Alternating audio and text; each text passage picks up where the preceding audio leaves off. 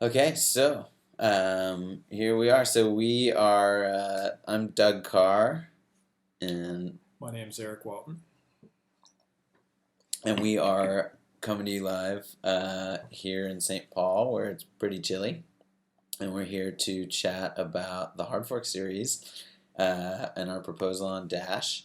So feel free to reach out with any questions you might have about the proposal, and very excited to chat with you all about it and see what you want to know.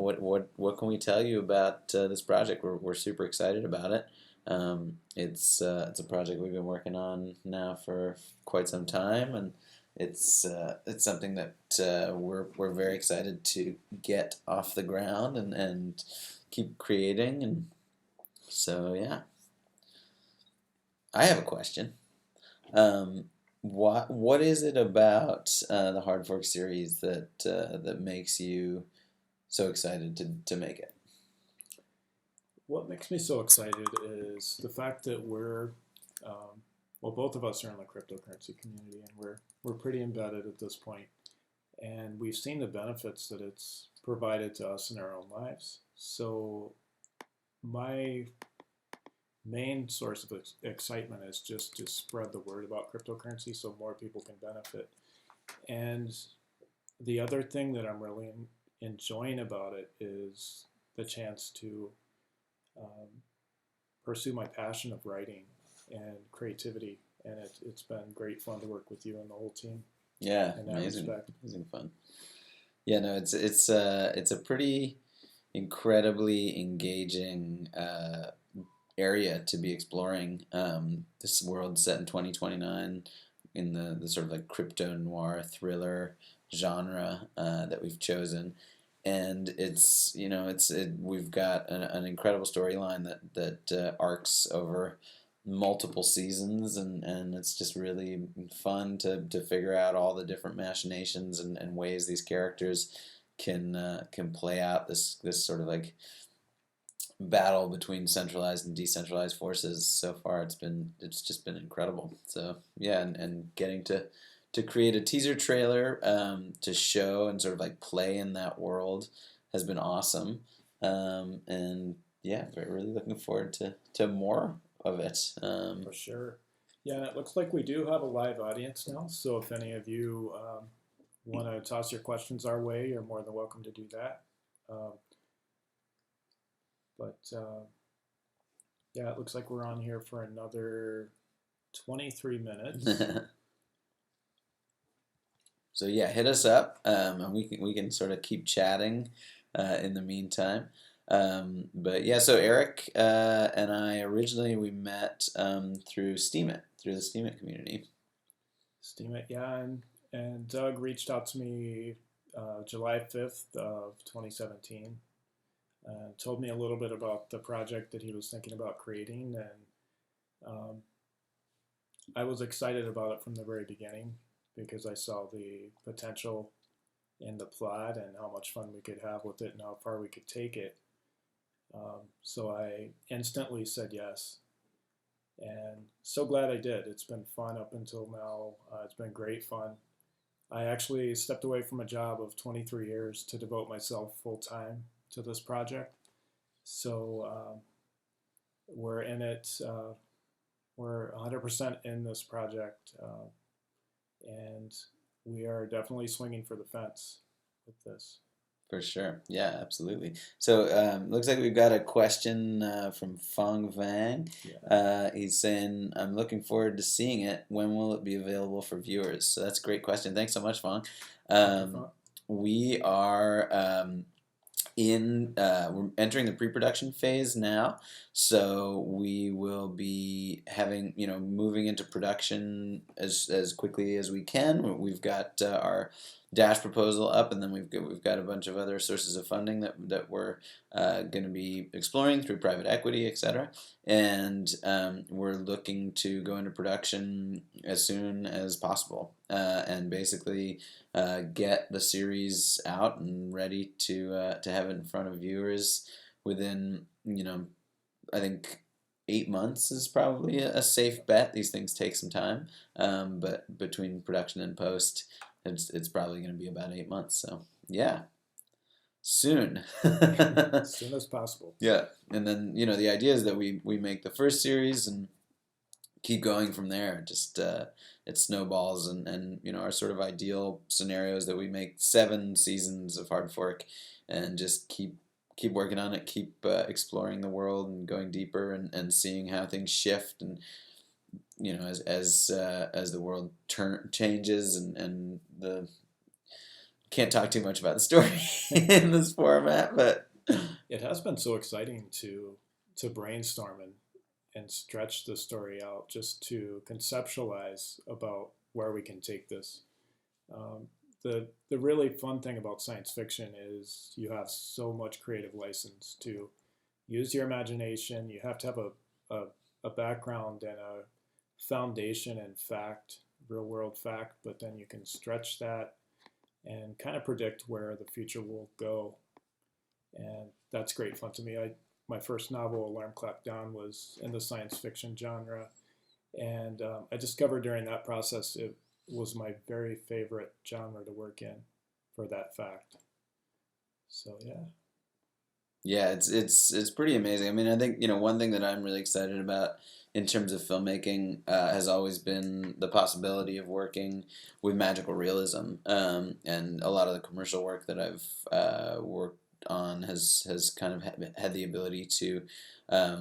We've gone and created amazing worlds and explored them, and I think science fiction is sort of like the best scenario there.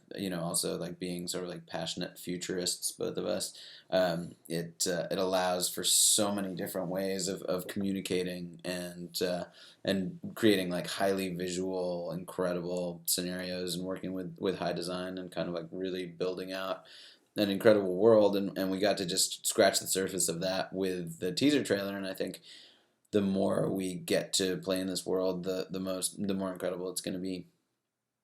One thing that has been really exciting about being engaged in this Dash proposal in particular too is it's allowed us to really see sort of like how Dash's governance system works, and really get into how that comes together, and how a real world decentralized governance system operates, and that is such a crucial and an incredible aspect to our story. So it's been a really cool to be sort of like in the middle of being vetted, and being in the mix there has been really, really cool. Yeah, it's actually enhanced our story, I think. Um, some of the fine details we've learned during this campaign, we're definitely weaving into the plot. So it's a work in progress. A lot of the writing has been done, but we are, adding details as we go, as we learn. So it's been an incredible process, and a great uh, window of learning opportunity for us. Absolutely. Yeah, and I think one thing that we've been talking a lot with the community about is sort of like what it is that this is going to do for the Dash network. What is this going to do for the Dash community? I think first and foremost, we now, Eric and I, and Naomi certainly, we all feel like we're a part of this community more and more, and so it's sort of like that question. We have to ask ourselves that question as well, and I think the answer is that basically, the a story of this nature can branch out into so many different areas of culture and really influence culture. Storytelling, sort of like sitting around the campfire, the beginning of humanity, the beginning of, basically like us being able to speak. It's been a hugely transformative way to communicate. And, you're not dealing with the sort of immediate news cycle. You're dealing with the ability to forecast the future and play in the future and see how things are going to play out. And that's, both a really exciting opportunity for us as artists, but it's also a really exciting opportunity, I think, for Dash as a sponsor to be engaged in this imagined world that we're creating, and sort of like see the way their tech will interweave within this 2029 world, and being able to be referenced in the story. You see the tech referenced in the series, and you see the like mention of Dash and how it's working, and Bendrick's one of the central characters in the HardFork series. Is a master node. We're imagining, and if this proposal goes through, and he will be interacting with the other master nodes, and that governance system will still be in play, and within the world of HardFork, where the centralized one world anonymized government is more in power. It's going to be interesting to see how that interplay works. We've been writing to that a bunch, and it's fun to be able to play with that with a real world, you know, uh, cryptocurrency that allows us to sort of like weave all these things in and out. For sure. It looks like we have another question here by Dan Handler. He asked, sci-fi series are a dime a dozen nowadays. Why would this one sell? Great question, Dan. Thank you. Thank you very much, Dan. Well, I think that there's a few answers to that. I think one thing that we're really excited about the HardFork series is that a lot of the sci-fi series that are out there deal, for one thing, like there's a lot that deal with sort of tried and true sci-fi ideas, and just I don't want to say things are being recycled, but it does feel like these franchise that keep cycling through. There's exceptions to that rule for sure. Lately, Stranger Things has some new territory they're working from, and certainly Black Mirror. There's been all kinds of cool new territory. Great. The thing that we're excited about with HardFork is that Eric and I are both deeply involved in the cryptocurrency world, and the amount of amazing story opportunities that present themselves just through the way that sort of like these modern ideas of how crypto can change the world. They're massive. I think there's a lot of talk about how crypto can ultimately, lead us to some utopian ideals, and then there's a lot of possibility for some dystopian realities, and we want to play in both. We don't want to sugarcoat it, and I think within that within those sort of like that interplay, there's a whole lot of super dynamic, very new ways of putting ideas together, and very new elements that we can play with that will be super compelling. I think a lot of people feel like the where we're at in the world at this point is has been progressing in a pretty intense way, certainly in the last few years, and I think that a lot of people are sort of ready for a change, and I think a lot of people in the crypto community see distributed ledger technology as a means to move in that direction, and I think that is some of the most compelling material for storytelling, as far as I'm concerned.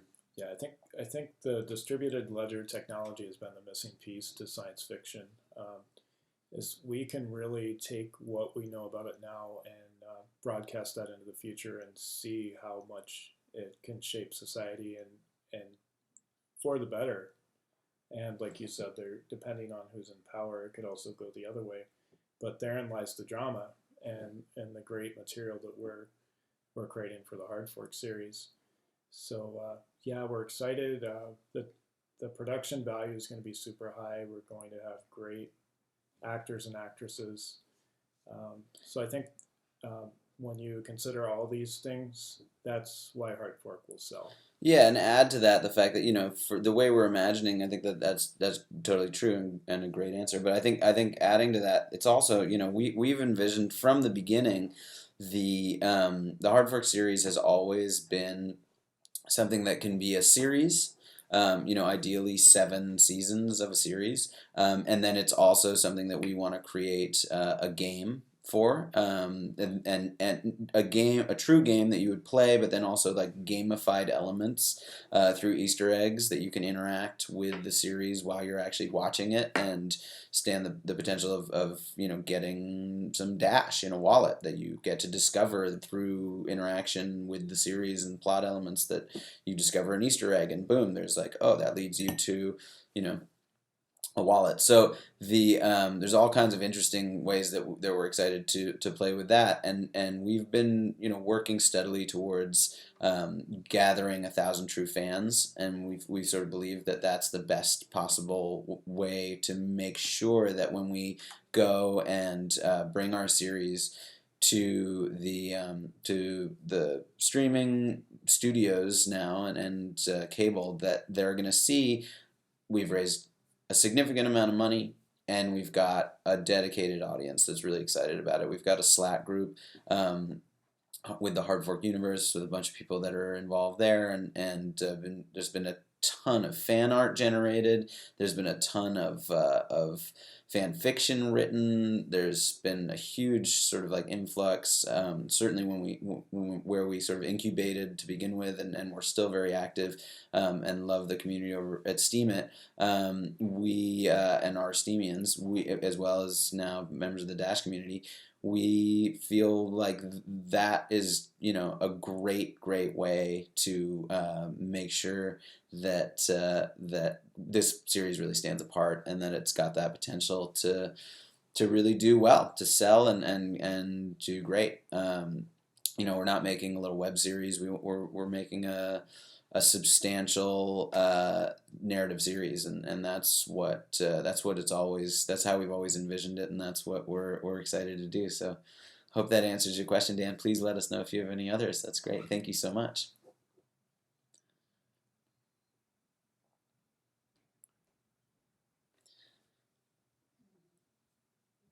So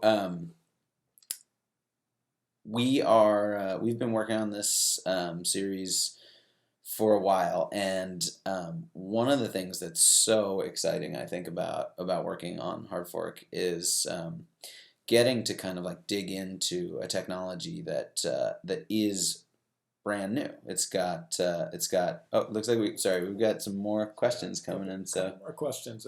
Mark Mason wants to know, how much will Dash be featured in the series?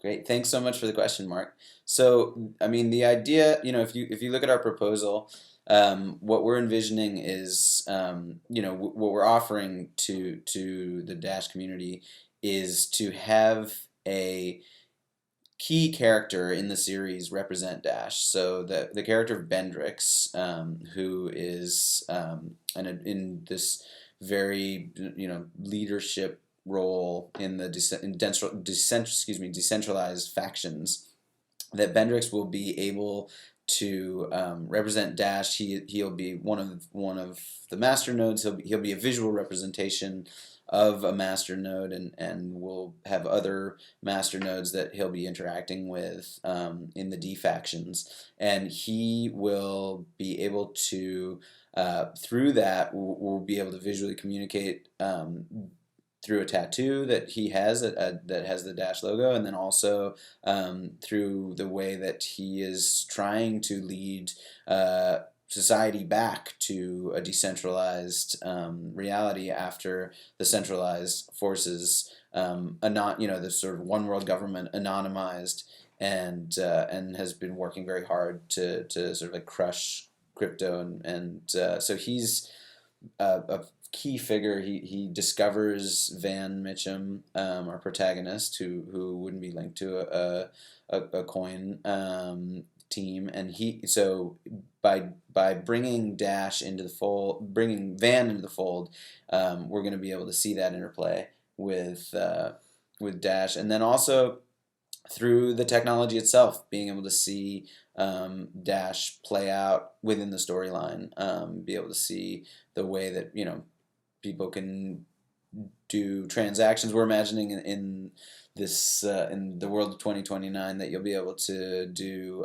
a Dash transaction with a handshake, that it won't, that there will be physical embodiment of wallets exchanging Dash, and that when that happens, the AR overlays that sort of govern this world, that you'll be able to see that the numeric amount that is transacted and see the logo, and that will interact. And then also, in the pilot episode, there's a whole we can't go too deep into how this plays out, but there's a whole element that of the CFS, the Central Financial Services, sort of taking credit for a massive influx of Dash that actually is being propelled by Vangelis's, with sort of like without totally doing it on purpose, a bunch of Dash floods the system. So that would be, a place right in the pilot episode where you would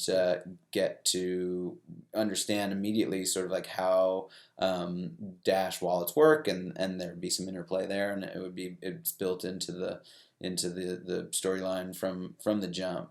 Is really how we're envisioning it. Yeah, and in a sense, the coin is really a hero in the plot, and like you and I've discussed before, Doug. Some of the more subtle representations of Dash will be highly effective too. Just the short appearances of logos and things like that. Hollywood's been doing that for years with product placement, and they've studied it immensely with millions of dollars in it. Just this subtle advertisement allows the product to be seeped into a person's subconscious, and they don't even know they're being affected and seeing this, but it sticks in their memory. So it's super effective, the more subtle product placement. Yeah, and I think one thing that our whole team is really focused on, and Matt Niemerg, who's our technical lead, we really want to make sure that we don't just feature Dash, but that we really get it right. That we get that when the tech is integrated, that you see it integrated in a way that really reflects how it works now, and we can continue to interact with the and engage with our fellow community members in the Dash community, to really make sure that as we're kind of like looking to the future and how things will work in 2029, that we're all of the causes and conditions are there, so that we're moving towards that in a cool way that actually like reflects where it could go, and we've also got a lot of opportunities because of the way our plot is structured, and Van's ability to get his consciousness onto the blockchain, where you're really going to be able to see we're going to be able to see, without giving away too much, into the past, that because everybody's wearing these AR goggles everywhere, and a lot of people are getting ocular implants by the time we jump into 2029, that we're going to be able to interweave in a very cool, succinct way these juxtapositions to the very near future, so not the super far off, or I guess 2029 is not actually that far off, but the sooner future. So that would be another opportunity where we can actually look at and be able to play and interact with the functionality of Dash as it is right now. And certainly in the coming year plus. So we got some more questions coming in here. The next question is from Feng Bang.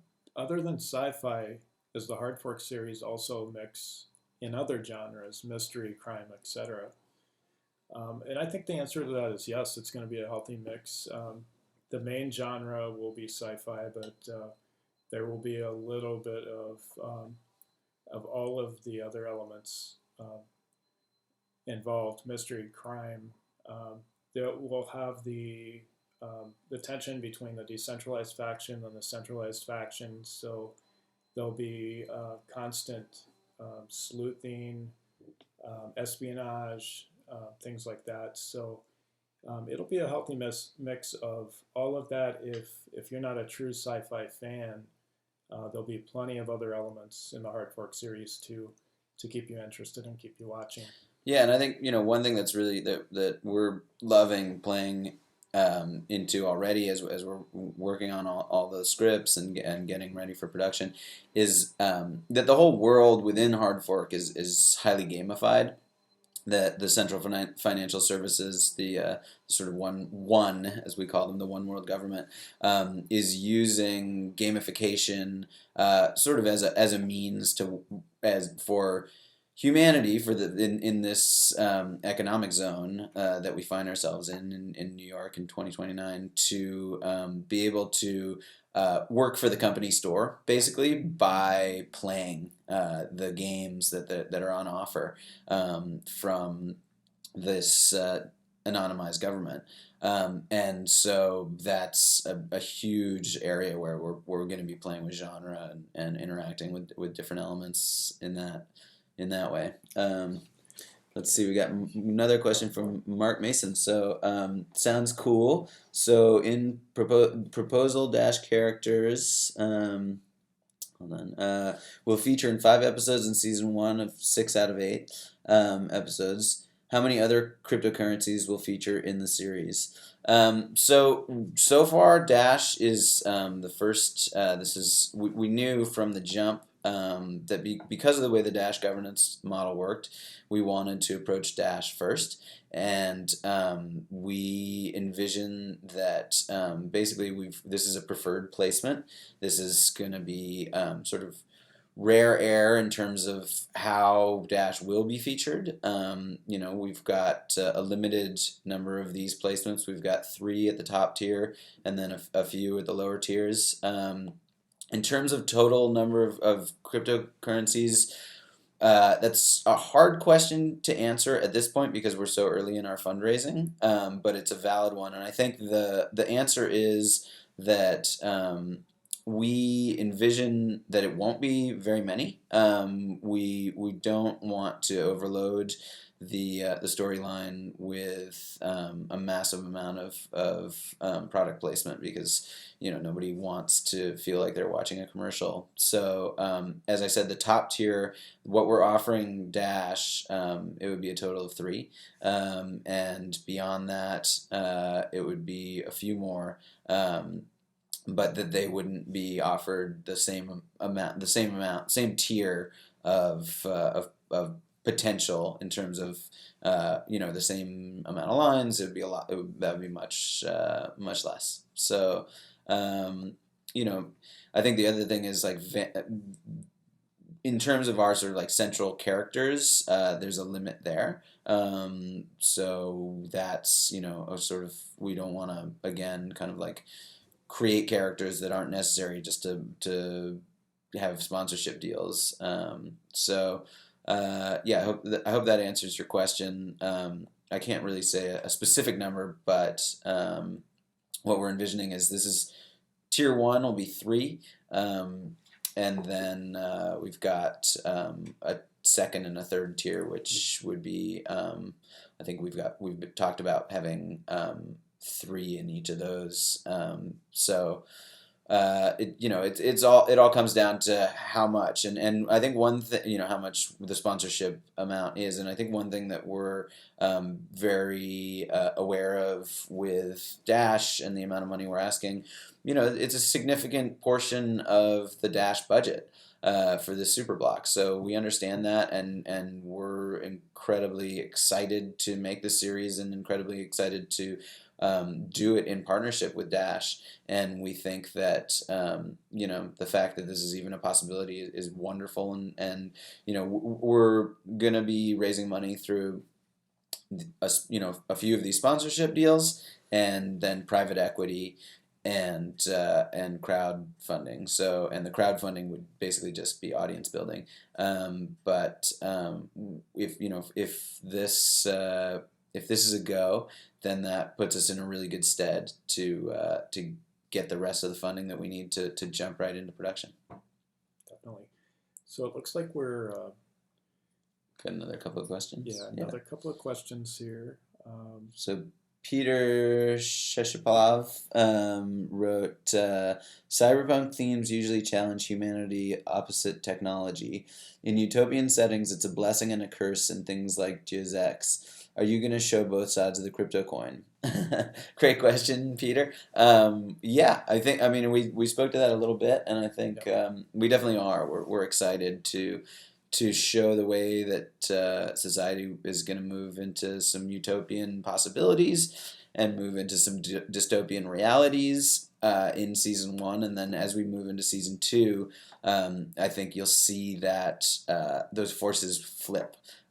So you'll start to understand what a more utopian vision will do and how that's going to affect society, which also has its own sort of like interesting problems Very complex. yeah, complexities. Yeah, exactly. Yeah. So maybe let's see. Um,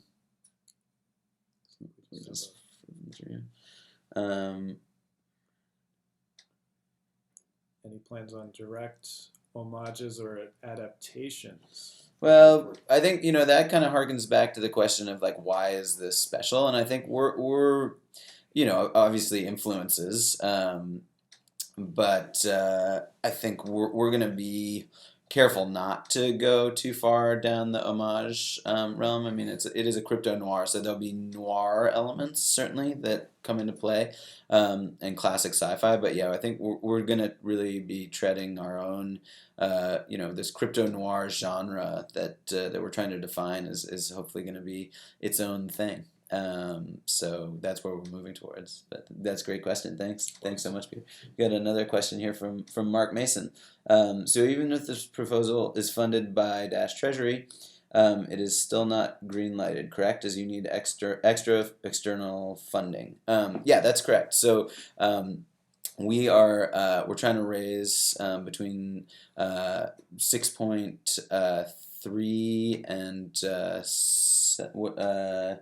8.4 million, I believe. And we are, this would be first money in, which would allow us to then go the private equity route, which we're already working on in tandem.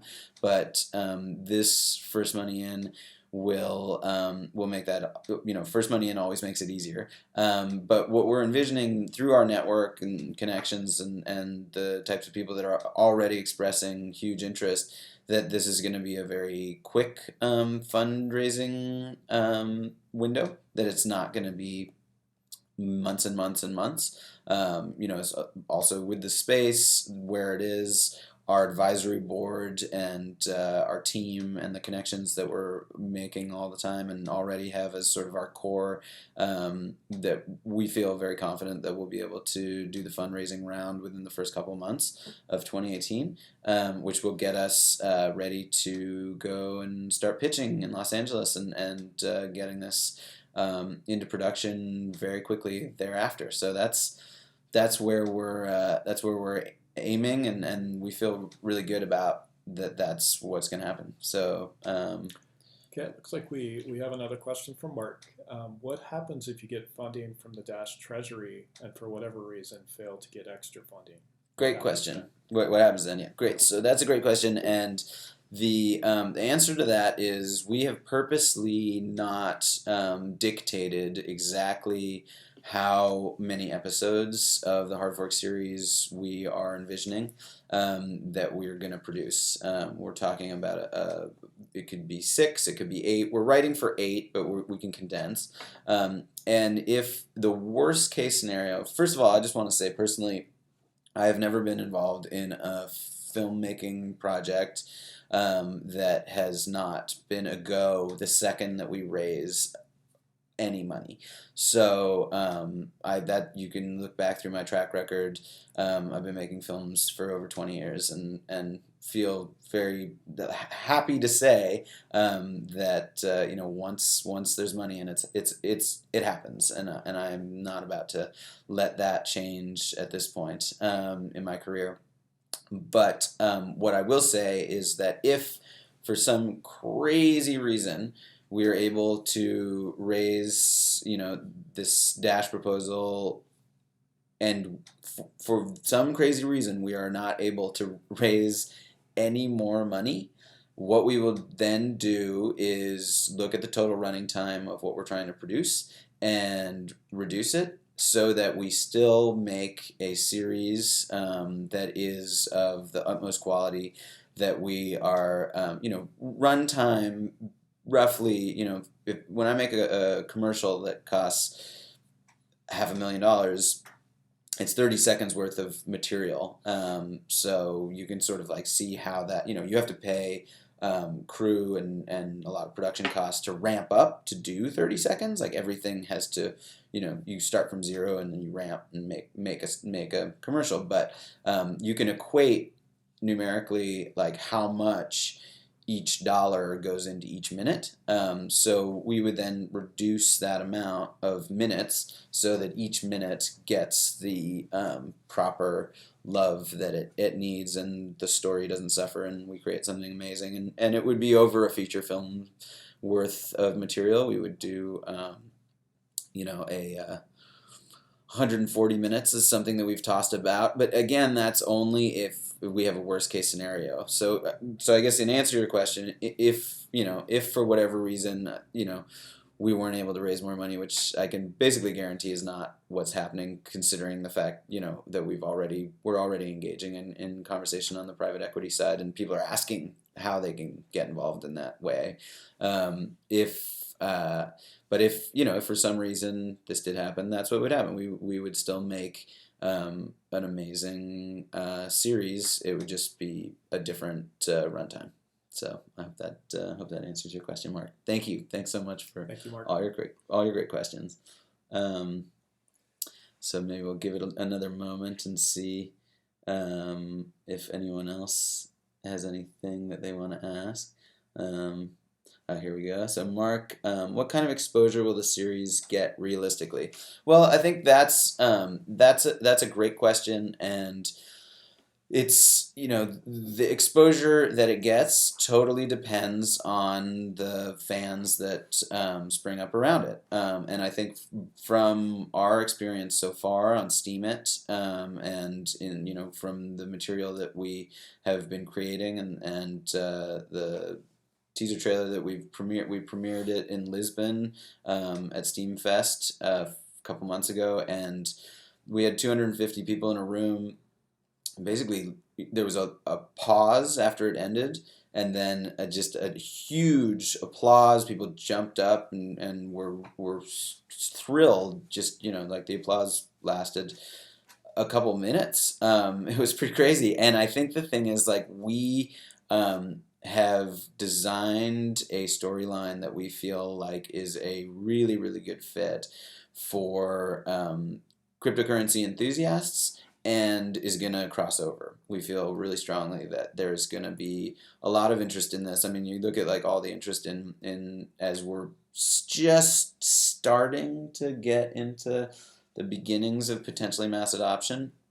There's a whole lot of people who are starting to really look at this, and mainstream media, obviously. So we feel very confident that from our experience already of the way people are interacting with the series, these are friends, these are fans, these are people we don't know. There's a whole gradation. It's not just like we're not just showing it to only people we know. It's been just a groundswell of enthusiasm. So in terms of exposure, it could, if it gets on, if we do a sale to Netflix, Hulu, Amazon, their reach is massive. It's millions and millions of people. It's Netflix, with a flick of a switch, turns on to 190 countries, and that number grows all the time. So I think it's safe to say that the best case scenario is you're going to reach a huge amount of people, and if like as we talked about, the sort of worst case scenario, I think that's still got a lot of reach, just based on the amount of people who already know about the series and are already excited about it. And we're not done building that audience. We're actively working on it all the time. So, and the interest in the sector, I think there's a huge interest in the cryptocurrency sector that will work in our favor in a huge way to attract an audience, as people are hungry. Most people have just heard of Bitcoin at this point. But when the masses start learning about the advantages of some of the altcoins, the audience is going to be huge. Absolutely.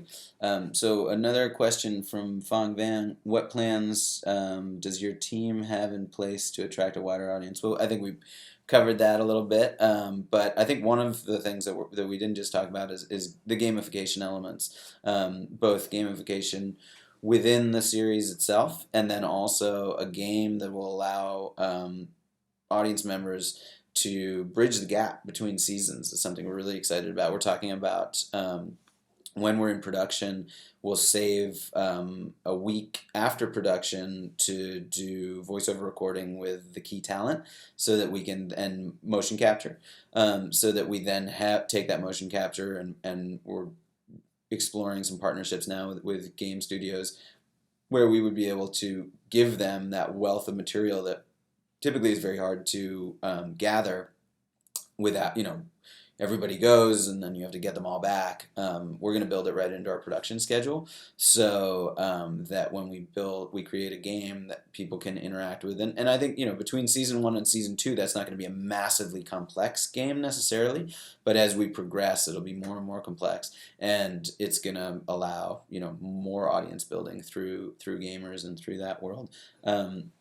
So Mark has another question. Can you talk about syndication rights? For sure. Yeah. So in terms of syndication rights, syndication kicks in after a certain number of episodes. The rights to HardFork will be retained by the corporation that we formed around HardFork. So private equity investors would be partaking in those rights.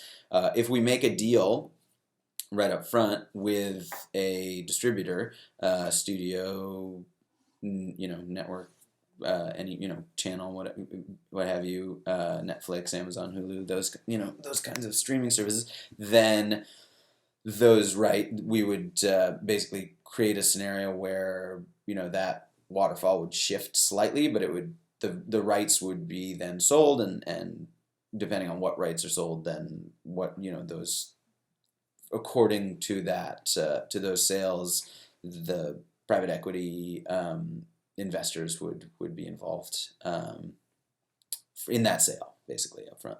But in terms of syndication, I mean, our plan is to maintain as much control as possible, and create deals ideally through leverage by having already raised the money ourselves, so that we can go into these situations and be able to make the best possible deals for the story we want to tell. Looks like we have another question for Mark. I wonder if Sci-fi cable channel owned by the NBC Universal would be interested in this property. Yeah, that's definitely one of the folks we are interested in pitching when we head out to Los Angeles through our representation. The question there is, how edgy we end up going with the story, and I think Sci-fi is they're able to handle a lot of pretty edgy stuff, and we'd like to be able to sort of like retain that ability to tell an edgy story in a cool world that isn't sort of like limited. That's why network doesn't feel like exactly the right fit. But yeah, for sure, that's a great question, and they're definitely they'd be high on our list of a great broadcast partner to do this with, for sure. So that's a great question. Thank you. We got a question Handler. From Dan Handler. New age networks such as Netflix, Amazon, Hulu, etc. usually fund shows after a pitch and before production.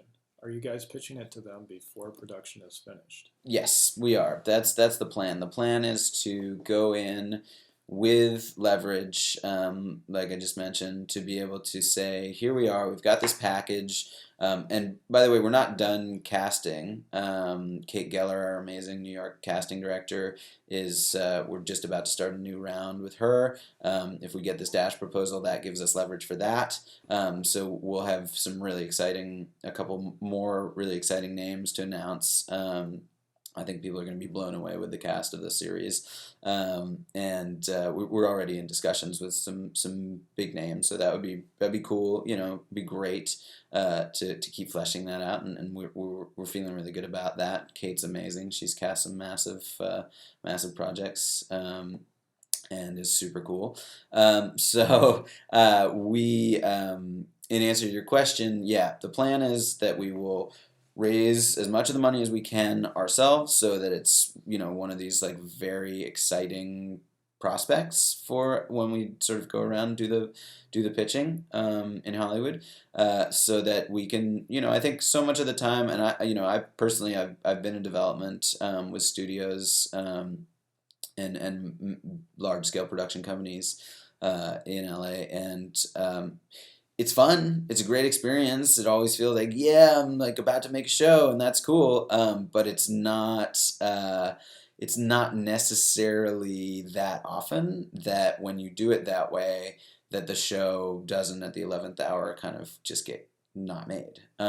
So we don't want to do that. We want to be able to come in with a Bible, our episodes fully fleshed out and written, and the financing to make it, and the packaging already done, and then we can say, look, who wants to do this? It's ready to go. And if none of you do, we're going to produce it independently and do a back end pickup. But we would rather do it with a partner who's got the juice to really get it out there in the best way possible. So I think we're really excited about the streaming service possibilities. These streaming studios have a huge reach and are awesome, making great content, and we'd love to be a part of that. We think that this sort of like golden age of television that's going on right now is pretty awesome, and my film, 10 for Grandpa that I had at Sundance, and Art Machine, like these, I aspire to making really cinematic stuff, and Eric and I are really excited about telling a really cinematic story, and we feel like we're gonna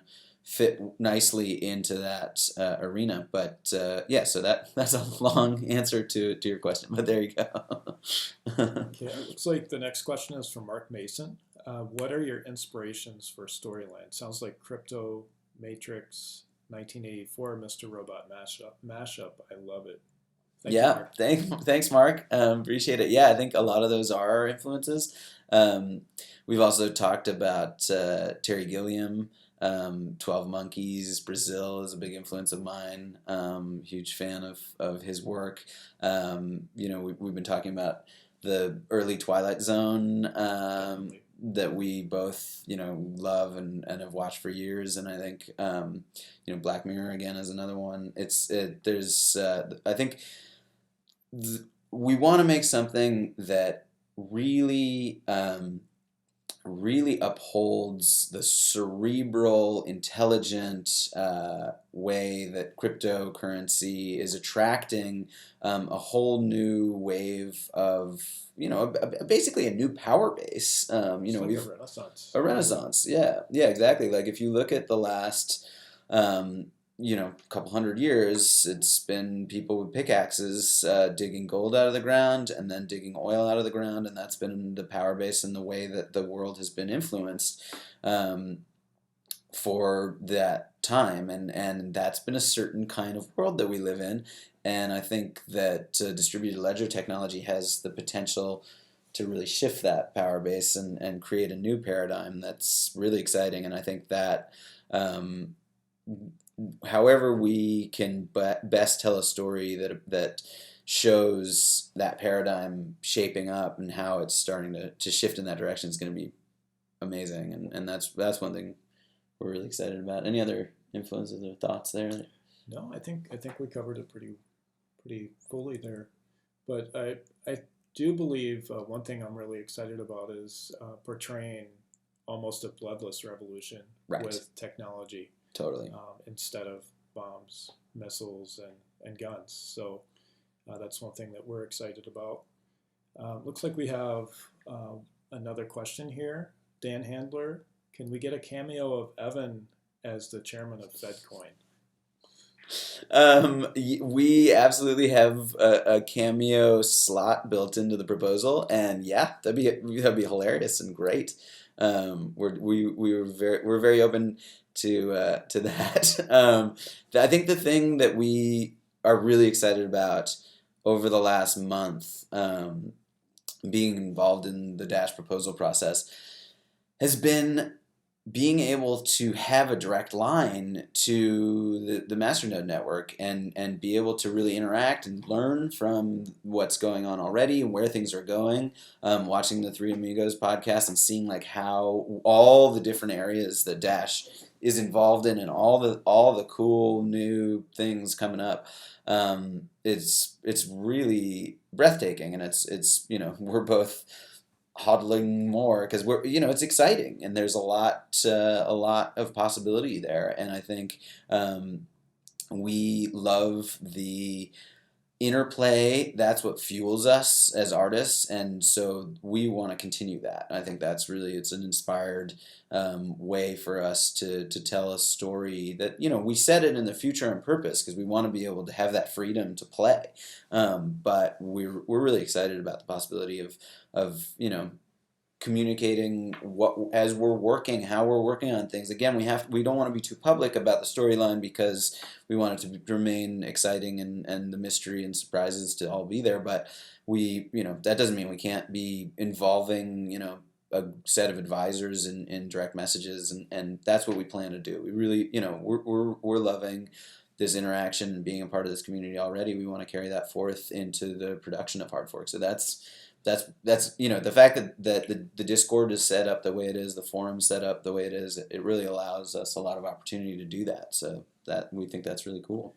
And yes, long answer is yes. Evan we'd love to have him be in the series. That'd be awesome in a cameo role. Perfect. Thanks for the question. Well, that's wonderful. I think maybe unless anybody has any last questions, I would just like to say that I really, really appreciate the Dash community, what you all are doing, being able to sort of like witness some of the projects that are going on in terms of helping with the developing world, and helping with all kinds of interesting projects that are about humans, and really like shifting the way that that power and digital currency works is really cool. And so whether we get to make this with you this round of the super block or not, we hope we do. But we're really gonna just keep being a part of this community because it's awesome.